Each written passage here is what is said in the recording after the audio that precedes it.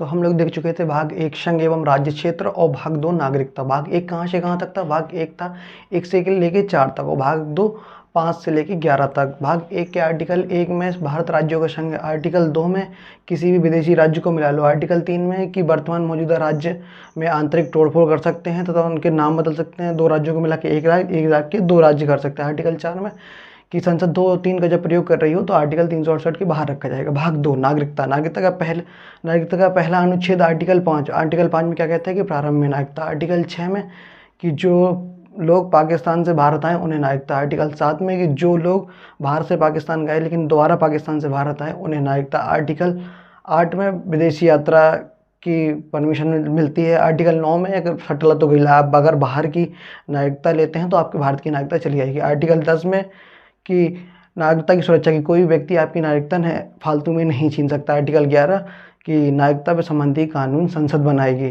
तो जो प्रारंभ में जो संविधान निर्माता कमेटी थी उन्होंने नागरिकता पे कोई कठोर कानून नहीं बनाया, क्योंकि उस समय विभाजन का टाइम था, यहाँ से आदमी वहाँ जा रहा था, वहाँ से आदमी यहाँ आ रहा था।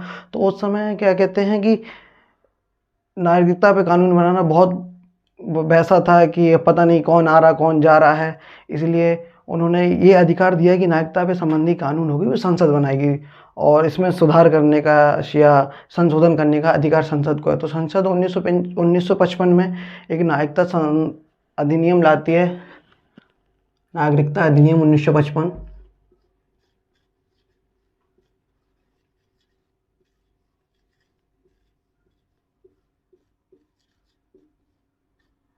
Citizenship act.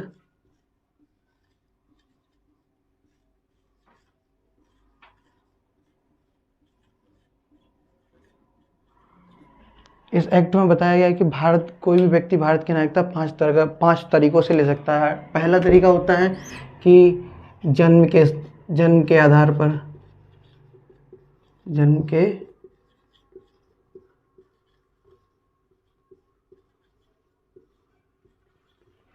किसी व्यक्ति का जन्म अगर भारत में हुआ हो तो वह भारत का नागरिक होगा। इस आर्टिकल में बताया गया। लेकिन ये बहुत यहाँ पे मिसअंडरस्टैंडिंग हो जाती है कि जिसका जन्म हुआ वो भारत का नागरिक होगा। उस समय जितनी ईमानदारी या जितनी बुद्धि थी उसी हिसाब से काम किया गया। इसका सबसे ज़्यादा मिसयूज आतंकवादियों ने, मतलब पाकिस्तान के आदमियों ने कहा। वहाँ उन्होंने 4 शादी करना है, लोड करके भारत भेज देना है, और जब उनका यहाँ पे सस्ता इलाज है, हर चीज़ डॉक्टर आसानी से मिल जाते हैं, तो उनका यहाँ पे डिलीवरी होगी और उनके बच्चे को भारत की नागरिकता मिल जाएगी। तो इससे सबसे ज़्यादा अगर कहीं मिसयूज किया गया है तो वो किया गया है आतंकवादियों द्वारा। तो इसमें सबसे पहले इसमें सुधार की ज़रूरत है या नहीं है? इसमें सबसे पहले सुधार किया गया था 1986 में। 1955 के बाद पहला सुधार कब होता है? 1986 में। 1986 में सरकार का झक्का खुलता है। 1986 में सबसे पहले इसमें संशोधन किया गया है। कहा जाएगा कि नागरिकता अधिनियम में सबसे पहला संशोधन कब किया गया? तो नागरिकता अधिनियम में सबसे पहला संशोधन किया गया था 1986 में। 1986 में। और इसमें कहा गया था कि जो बच्चा भारत में जन्म होता है उसे नागरिकता तब दी जाएगी जब उसके माता या पिता दोनों में से कोई एक भारतीय हो। माता या पिता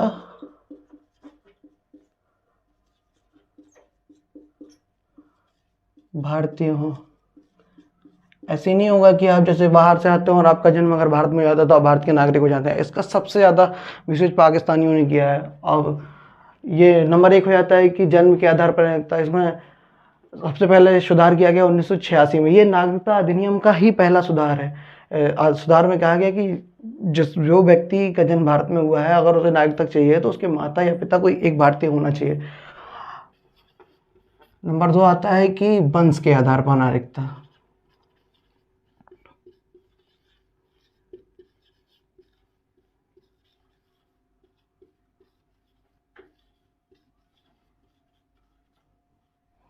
नंबर 2 आता है वंश के आधार पर नागरिकता। हम सबको नागरिकता किस आधार पर मिली? वंश के आधार पर। क्यों? क्योंकि हमारे पिताजी भारतीय थे। हमारे पिताजी भारतीय तो हमें नागरिकता फ्री मिल गई। पिताजी को कैसे मिली? क्योंकि उनके पिताजी भारतीय थे, उन्हें भी फ्री में मिली। भारत एक पितृय समाज देश है। यहाँ पे मतलब वंश में पिता का ही वंश ज़्यादा लिया जाता है। अगर किसी बच्चे से पूछा जाए कि आप किसके संतान हो तो वो मम्मी का नाम नहीं बताएगा, वो ज़्यादातर बताएगा पिताजी का। और पिताजी नहीं भी हैं तो भी पिताजी का बताएगा, चाहे उसे नाम क्या आगे स्वर्गीय लगाना पड़े, लेकिन बताया जाएगा पिताजी का नाम। तो उसमें क्या कहते हैं, वंश के आधार पर नागरिकता का प्रावधान था अधिनियम 1955 में। तो वंश तो चलता पिताजी के नाम से। तो इसमें सबसे पहले मतलब महिला लोगों ने केस किया कि ऐसा थोड़ी होता है कि हम भी तो भारतीय नागरिक हैं, तो बच्चा तो हमारा भी होता है। ऐसा थोड़ी होगा कि अगर पिताजी के वंश के नाम पे अगर हमारा बच्चा होगा, अगर हमने कोई विदेशी शादी की तो हमारे बच्चे को नागरिकता नहीं मिले। तो इसमें सबसे पहले संशोधन किया गया था 1992 में। 1992 में कहा गया था कि माता पिता दोनों के वंश के आधार पर।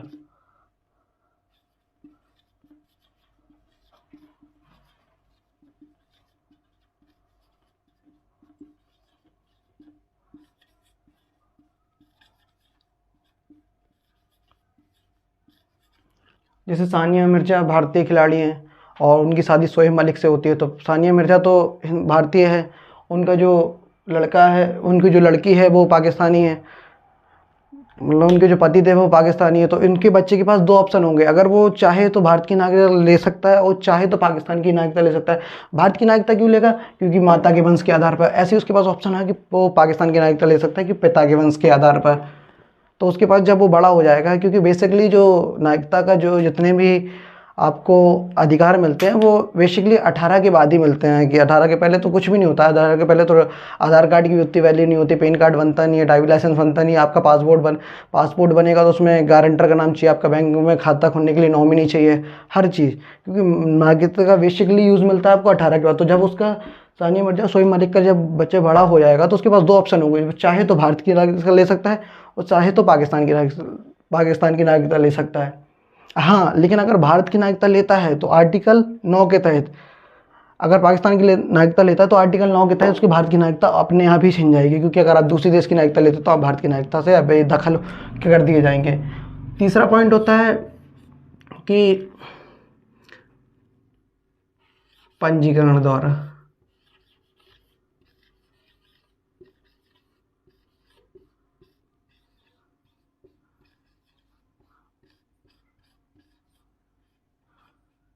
तीसरा पॉइंट होता है पंजीकरण द्वारा।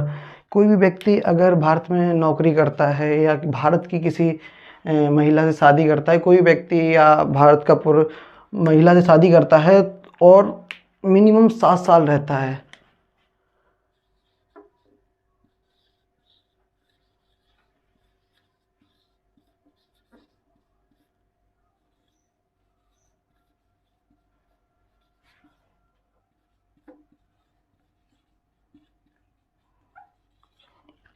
कोई व्यक्ति या तो नौकरी करता है या तो 7 साल तक कंटिन्यू भारत में रहता है, तो उसे भारत की नागरिकता दे दी जाएगी। इन 7 सालों के बीच में वो अपने देश ना गया हो। मतलब जैसे कि आप 10 दिन के लिए कहीं घूमने जाते हैं तो आप वहाँ रहने नहीं जाते, ये आप घूमने जाते हैं। आप कहीं भी आप अपने देश गया हो तो वो घूमने गया, रहने नहीं गया। अगर रहने गया हो तो नहीं मिलेगी, अगर घूमने गया हो तो अगर वो इन 7 साल के बीच में किसी दूसरे देश या अपने देश घूमने जाता है तो कोई दिक्कत नहीं। हाँ, लेकिन अगर वो रहने चला गया तो ये 7 साल काउंटिंग नहीं होगी। तो या तो नौकरी करता हो भारत में या भारत की किसी महिला से उसका विवाह हुआ हो और कंटिन्यू 7 साल से रह रहा हो, तो उसे भारत की नागरिकता दे दी जाएगी। अब जैसे शोएब मलिक हैं, शोएब मलिक अब नौकरी तो करते नहीं हैं, नौकरी वाली तो उनकी कंडीशन ख़राब है, लेकिन अगर वो विवाह, क्योंकि भारतीय महिला सानिया मिर्जा से उन्होंने विवाह किया है, तो विवाह के द्वारा उन्हें नागरिकता मिल सकती है, लेकिन उन्हें 7 साल तक भारत में रहना होगा। 7 साल तक आप भारत में आइए जमाई बन के, तो आपको बना दिया जाएगा जमाई राजा, आपको भारत की नागरिकता दी जाएगी। लेकिन नागरिकता का जो मेन सबसे बाद में आप नागरिकता के लिए अप्लाई करेंगे तो सबसे बाद में ये आपका फॉर्म जाएगा कहाँ? गृह मंत्रालय। नागरिकता संबंधी कानून देखती गृह मंत्रालय है। गृह मंत्रालय को जाकर मोटा भाई के पास जाएगा तो वो कहेंगे हाँ 7 साल तक रह चुके हैं आप, क्या कहते हैं, भारतीय महिला से विवाह कर चुके हैं, दे दो नागरिकता। शायद किसी ने बगल से बोल दिया कि पाकिस्तानी है तो फाड़ दो। लेकिन इसमें ये देखा जाता है कि 7 साल तक रह तो सकते हैं, लेकिन उसके बाद जो मेन काम करेगी वो गृह मंत्रालय करेगी। कि ये तो मिनिमम एलिजिबिलिटी है कि मिनिमम ये 7 साल तक तो रहना ही रहना है, लेकिन 7 साल रहने के बाद आपको नागरिकता देनी है या नहीं देनी है गृह मंत्रालय के ऊपर। जैसे कि यूपीएससी के लिए मिनिमम होता है कि आपको बीए करना, लेकिन ऐसा थोड़ी होता कि हर बीए करने वाला यूपीएससी वाला हो। तो ये मिनिमम है 7 साल तक रहने, उसके बाद आप फॉर्म भर पाओगे, और फॉर्म भर पाओगे तो आपका फॉर्म सबमिट होता है या आपका फॉर्म रिजेक्ट कर दिया जाता है, ये गृह मंत्रालय के ऊपर होता है। नंबर 4 होता है राष्ट्रीयकरण के आधार पर।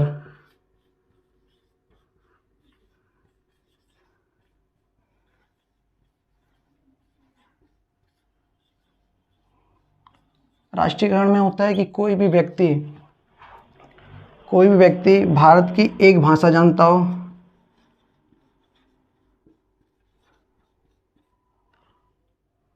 राष्ट्रीयकरण या इसे देशीकरण कहते हैं।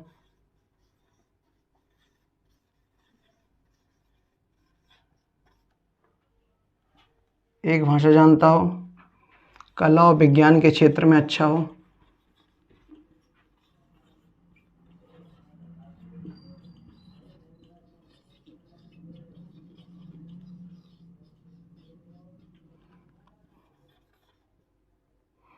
और कम से कम 10 वर्ष रह रहा हो, 10 वर्ष से भारत में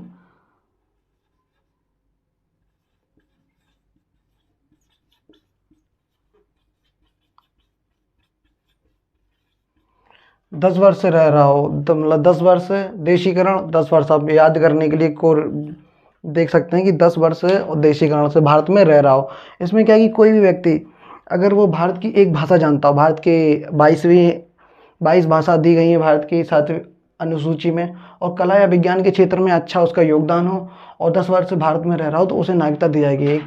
एक विदेशी शायर, पाकिस्तानी शायर थे, वो क्या कहते हैं, अब शायर थे तो एक भाषा तो जानते ही हैं क्योंकि हिंद भारत की और वहाँ की भाषा एक सी है। कला के क्षेत्र में मतलब शायर थे, तो उन्हें कला या विज्ञान के क्षेत्र में तो कला वाला क्षेत्र हो गया, और कम से कम 10 साल से रह रहे हैं तो इन्हें नागरिकता दे दी जाएगी। इसका मेन चीज़ होता है, इसके कोई आतंकवादी मिसयूज़ नहीं कर पाता। मेन चीज़ क्या है कि आप 10 साल तो रह लेंगे, ठीक है, 10 साल रह लेंगे, आप एक भाषा भी सीख लेंगे, 10 साल भी रह लेंगे, आप भाषा सीखेंगे। कला या विज्ञान के क्षेत्र में क्या करेंगे? कला बम फेंकने की कला है, कि आपके अंदर ये कला थोड़ी दिखाएंगे। और विज्ञान कि कैसे हम बम फोड़ लेते हैं, कि कैसे डिटोनेटर लगा के बम फोड़ देते हैं। तो इसका सबसे मेन चीज़ होता है कि इसका कोई भी आतंकवादी मिसयूज़ नहीं कर पाता। इसका तो मिसयूज़ ऐसे हो जाता है कि अब कोई आतंकवादी है, 7 साल रहना तो उनके लिए नॉर्मल ही होता है। अब आएंगे भारत में किसी भी गरीब परिवार के, उससे लड़की से शादी का प्रस्ताव करेंगे। यहाँ का आदमी अपनी लड़की, यहाँ पे बाप अपनी लड़की की शादी थोड़ी करता, लड़की को बेच देता। बेचने का मतलब ये सेंस नहीं है कि पैसे दे के बेच देता। यहाँ पे 18 साल की लड़की होगी, उसकी 42 साल की लड़के आदमी से शादी करते हैं। हाँ माना मैंने, बिजनेसमैन है, उसके पास फॉर्च्यूनर कार है, तो ऐसा थोड़ी होता है। लड़की की कुछ पर्सनल भी तो लाइफ होती है, ऐसा थोड़ी कि आप किसी को भी बेच देंगे। बेचना ही होता है इस प्रकार से। और वो भी आतंकवादी आएगा, आपको थोड़े पैसा देगा, 2-3 लाख रुपए आपको दे देगा, अच्छे से आपकी लड़की को ठीक ठाक रखेगा, क्योंकि उसका मतलब तो कुछ और, उसे करना कुछ और आया, करने तो कुछ और आया, आपकी इज्जत करेगा, आप भी सोचोगे कितना अच्छा है। लेकिन क्या है कि जैसे ही उसके 7 साल पूरे हुए, जैसे ही उसे नागरिकता मिली, अब जैसे ही नागरिकता मिलेगी उसके तो तुरंत अपना वो काम करने लगेगा। कोई भी देश में अगर आतंकवाद फैलाना, तो मेन चीज़ ये नहीं, अराजकता फैलानी, तो आप हथियार ना दें, वहाँ पे आतंकवादियों को नागरिकता दे दें। वो नागरिकता के बाद कुछ भी कर देंगे, उनके पास सारे अधिकार मिल जाते हैं नागरिकता के बाद, कि आप इस देश के कुछ भी ये कर सकते, जितने भी अधिकार होते हैं आप सब कर सकते हैं नागरिकता के बाद। नंबर 5 आता है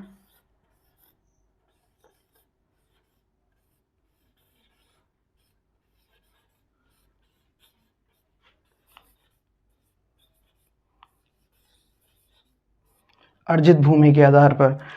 कोई देश, जैसे किसी देश पे हमारा कब्जा होता है, या कोई देश हमें विलय होता है, और उसमें रह रहे लोगों को हम नागरिकता देंगे या नहीं देंगे? उसमें रह रहे लोगों को हम नागरिकता देंगे। इसका उदाहरण, मेन उदाहरण, आज तक इसमें किसी को नागरिकता दी गई होगी, इसका मेन उदाहरण मिलता है आपको सिक्किम में। सिक्किम भारत का जब विलय हुआ, सिक्किम का भारत में, या सिक्किम भारत का 22वां सह राज्य बना, तो वहाँ पे रह रहे लोगों को भारतीय नागरिकता दी है ना। तो अर्जित भूमि के आधार पर नागरिकता, ये 5वां तरीका था। कोई भी देश पे, जैसे कि कल के दिन हम पाकिस्तान पे कब्जा करेंगे, पाकिस्तान या पीओके पे कब्जा करेंगे, तो वहाँ के लोगों को, जो सही सही लोगों को, उन्हें तो रख लेंगे, वैसे ज़्यादातर को भगा देंगे। मेरे ख्याल से ऐसे तो सारे ही खत्म हो जाएंगे, क्योंकि उसमें 5 ही 10 आदमी सही मिलेगा। तो वहाँ के लोगों को नागरिकता दी जाएगी या नहीं दी जाएगी? तो वहाँ पे लोगों को नागरिकता दी जाएगी। इसका उदाहरण आपको मिलता है सिक्किम में।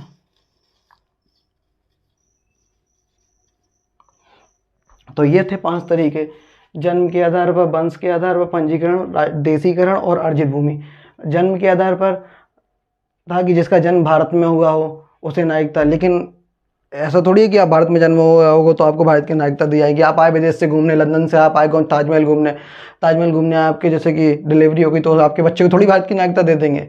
तो उसके बाद इसमें सुधार हुआ 1986, माता या पिता एक भारतीय हों। और फिर वंश के आधार पर, वंश के आधार पर पहले पिता के वंश के आधार पर दी जाती थी, लेकिन उसके बाद की 1992 में संशोधन हुआ कि माता और पिता दोनों के वंश के, दोनों में से किसी एक के वंश के आधार पर आपको दे दी जाएगी नागरिकता। तीसरा है पंजीकरण द्वारा, कि आप अगर नौकरी करते हैं या किसी भारतीय महिला से आपका विवाह हुआ है और आप 7 साल से भारत में रह रहे हैं तो आपको भारत की नागरिकता दे दी जाएगी। चौथा होता है देशीकरण। देशीकरण किसी एक भाषा, किसी कला, किसी एक भाषा के जानकार हो, कला या विज्ञान के क्षेत्र में आपका योगदान हो और 10 साल से आप भारत में रह रहे हो। पाँचवा आता है अर्जित भूमि। अर्जित भूमि के आधार पर अगर हम किसी देश पर कब्जा करते हैं तो वहाँ के लोगों को हम नागरिकता दे दिया। ये 5 तरीके थे नागरिकता लेने के अधिनियम 1955 के द्वारा। ये 5 इन प्रकार से आ सकती है। पहली, स्वेच्छा से। अगर आप किसी और देश की नागरिकता लेते हैं तो आपकी भारत की नागरिकता त्यागनी पड़ेगी। वही सटला तो गई, अगर किसी और की नागरिकता ली तो आपकी यहाँ से चली गई। दूसरे होता है आप पागल हो गए। अगर आप पागल हैं तो आपकी नागरिकता वैसे ही ऑटोमेटिक छीन ली जाएगी। तीसरा होता है कि राष्ट्र विरोधी कार्य। अगर आपने देश के विरोधी कोई, आपका देश के विरोध में अगर कुछ कार्य कर दिया, जैसे कि देश का पाकिस्तान से युद्ध होता है और आपने कोई सेना की जानकारी आपने पाकिस्तान को दे दिया, राष्ट्र विरोधी कोई कार्य किया तो आपकी नागरिकता छीनी जा सकती है। तो लेने की कितनी विधियाँ थी? नागरिकता प्राप्त करने की 5, और नागरिकता छीनने की कितनी विधियाँ हैं? छीनने की हैं विधियाँ 3।